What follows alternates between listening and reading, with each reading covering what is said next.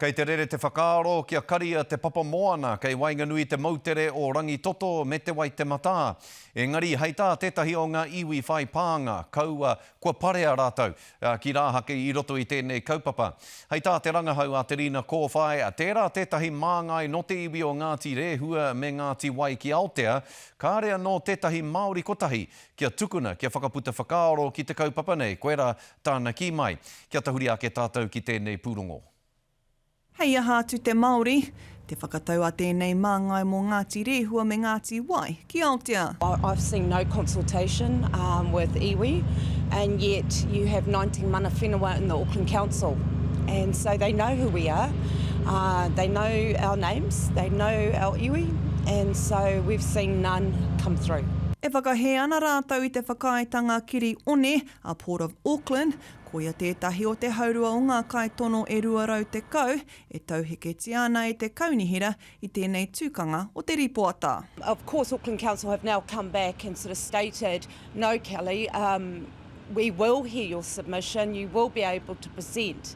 And I said, but you've already predetermined that I'm going to be struck out. You know, it's in the report, it's already come out before I've even got to the hearing. E ai ki te kaunihira, i tauheketia te nuinga o ngā tono e ngā here o te ture whakahaere rawa, wai hoki, ko te nuinga i taka ki waho i ngā tikanga kiri one, a kaore hoki i u ki ngā mahi kiri one. Hei tā pau, kua ngana rātou ki te kōrero ki ngā mana whenua. We've written to all of the iwi, and we've tried to engage, face-to-face with as many as we could.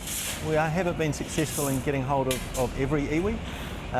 We have had some that didn't want to talk to us, which was really quite a shame.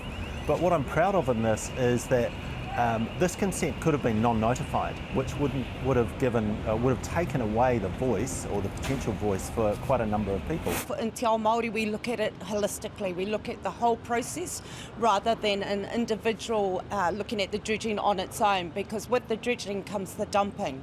And so, the whole impact on the moana is going to be detrimental. Hei tā te iwi, toko waru ana kai taunaki ka tai ki te kōti a te rua te kaumārua o tēnei marama, whakatakoto ai i tā rātou tono whakahe.